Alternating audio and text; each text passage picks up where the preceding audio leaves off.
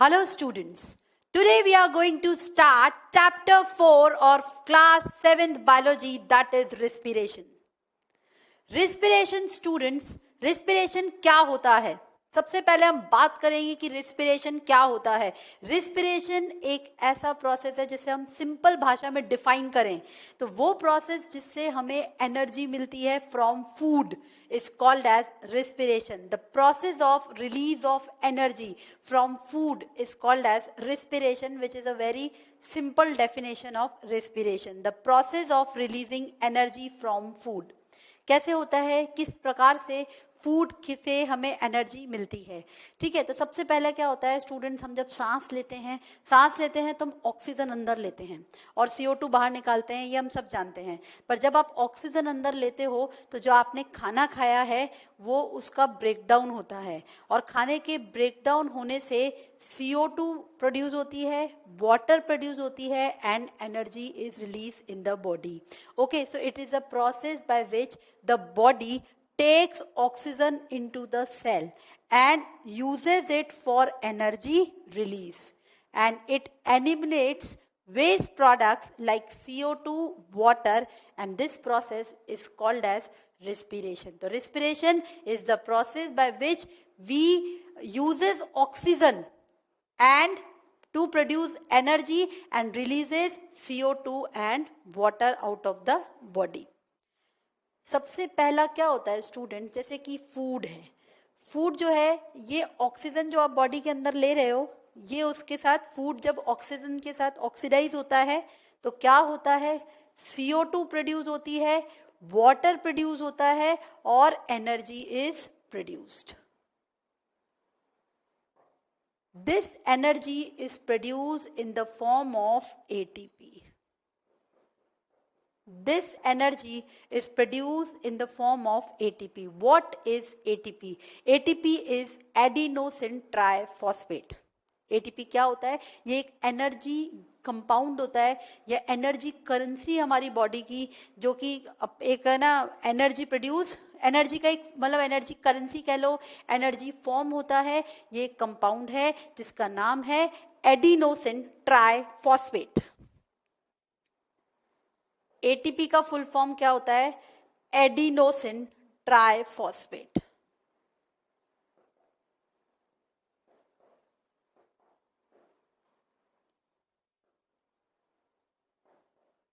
Okay, now we will talk about what is the need of respiration in our body. Need of respiration.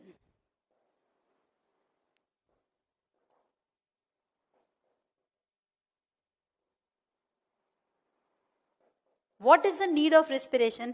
तो जो energy हमें मिलती है यहाँ से, जो एनर्जी हमें मिलती है उस एनर्जी को हम यूज करके ग्रोथ में यूज करते हैं, मूवमेंट में यूज करते हैं, एक्सक्रीशन में यूज करते हैं, रिप्रोडक्शन में यूज करते हैं. तो सारे लाइफ प्रोसेस के लिए जो एनर्जी हमें मिलती है, it is like the process, the energy release by respiration is use for the different type of processes in our body. वो अलग अलग प्रोसेस के लिए यूज की जाती है, पहली बात. दूसरी बहुत इंपॉर्टेंट बात क्या है कि रिस्पिरेशन से हमारा फूड ब्रेक डाउन होता है.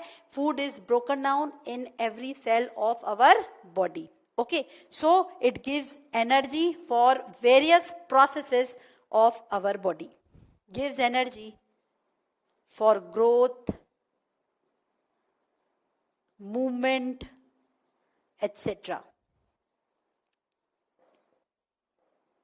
And food is also broken down with the help of respiration in every cell of our body.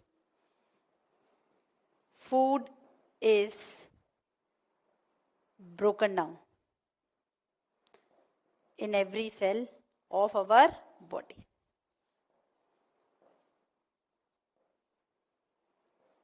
So this is about respiration and its needs, students. Now we will talk about types of respiration. There are two types of respiration, students: aerobic respiration and anaerobic respiration. Aerobic respiration, students, the respiration which takes place in the presence of oxygen, या फिर जब food का oxidation oxygen की presence में होता है उसे aerobic respiration कहा जाता है। और जब फूड का ऑक्सीडेशन ऑक्सीजन की एब्सेंस में होता है उसे एनएरोबिक रिस्पिरेशन कहा जाता है। सबसे पहले हम बात करेंगे एरोबिक रिस्पिरेशन की। First of all will talk about aerobic respiration.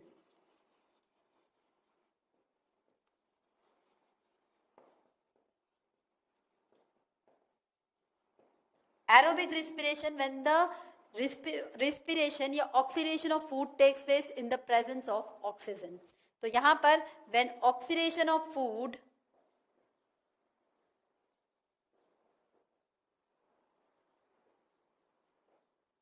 takes place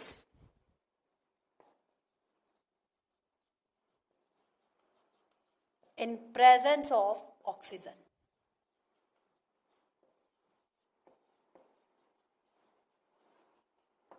इस प्रोसेस में क्या होता है, जैसे कि सबसे पहले हम बात करेंगे फूड की। ओके, फूड जो है it is broken down into a compound which is called as pyruvic acid. Food is broken down into a compound. Food के अंदर बेसिकली जब हम रिस्पिरेशन में बात करते हैं तो फूड के अंदर जो कंपोनेंट्स होते हैं उनका ब्रेक डाउन होता है, पर सबसे ज्यादा फूड के अंदर कौन सा कंपोनेंट मेनली ब्रेक डाउन होता है, दैट इज ग्लूकोज। तो glucose is broken down into pyruvic acid. ठीक है, it is done by a process which is called as glycolysis. Food जो होता है ये एक प्रोसेस होता है ग्लाइकोलाइसिस। ग्लाइकोलाइसिस, ग्लाइको मतलब शुगर, लाइसिस मतलब ब्रेकडाउन। शुगर का ब्रेकडाउन होता है साइटोप्लाज्म में and food is broken down into pyruvic acid. Now if the oxygen is present, further हम बात करेंगे अगर आगे ऑक्सीजन प्रेजेंट है तो in the presence of oxygen,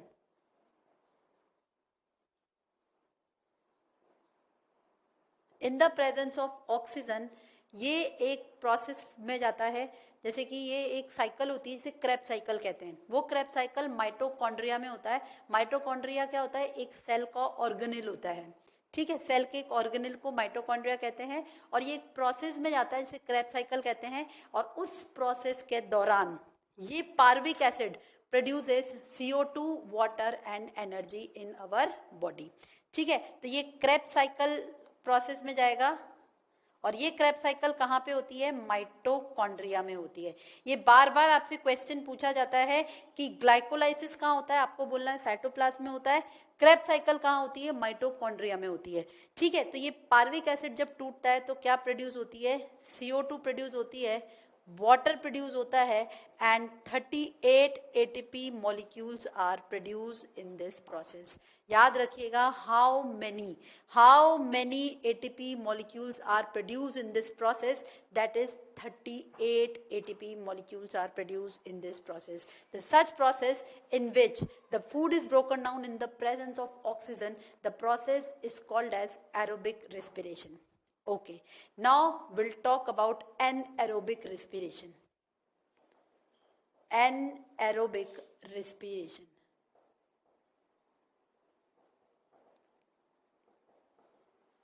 Anaerobic respiration is the process in which the oxidation of food takes place in the absence of oxygen. When the oxidation of food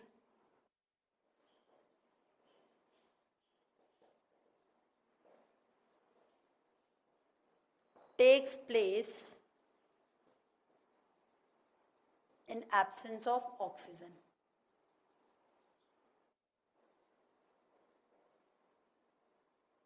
इस process में क्या होता है, सबसे पहले food जो होता है, इस प्रोसेस में क्या होता है, सबसे पहले फूड जो होता है वो first it is broken down into pyruvic acid.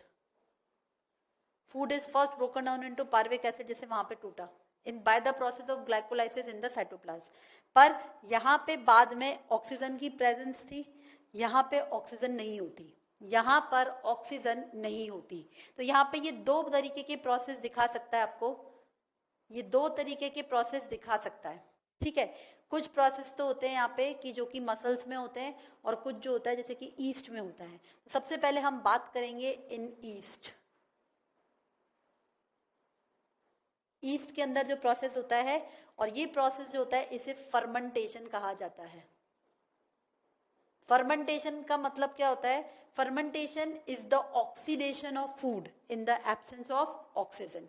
It is the oxidation of organic molecules in the absence of oxygen.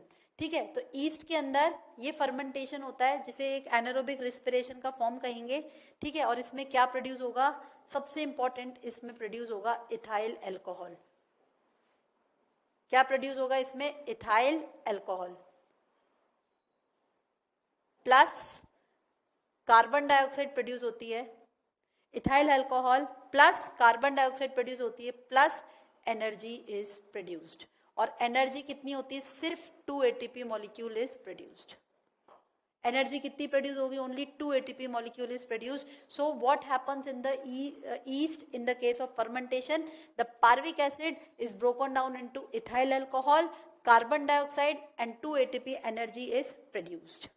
Now we will be talking about the second process, second type of anaerobic respiration, which will take place in muscles.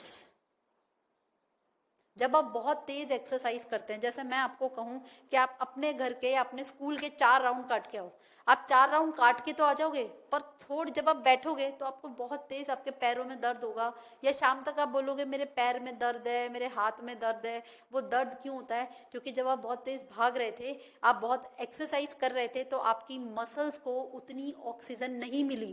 ठीक है, vigorous exercise के समय आपको उतनी oxygen नहीं मिली, so it led to the deposition of lactic acid in your muscles, जिसकी वजह से लैक्टिक एसिड का प्रोडक्शन हुआ और जिसकी वजह से आपको दर्द महसूस होता है। थोड़ी देर बाद वो लैक्टिक एसिड जो है वो डिकम्पोज हो जाता है और थोड़ी देर बाद हमारा दर्द भी ठीक हो जाता है, पर उसकी वजह से हमें दर्द महसूस होता है, फटीग महसूस होती है, थकान महसूस होती है। ठीक है, तो इन मसल्स यहाँ पे हम बात करेंगे ड्यूरिंग विगरस एक्सरसाइज, जब बहुत तेज हम एक्सरसाइज करते हैं।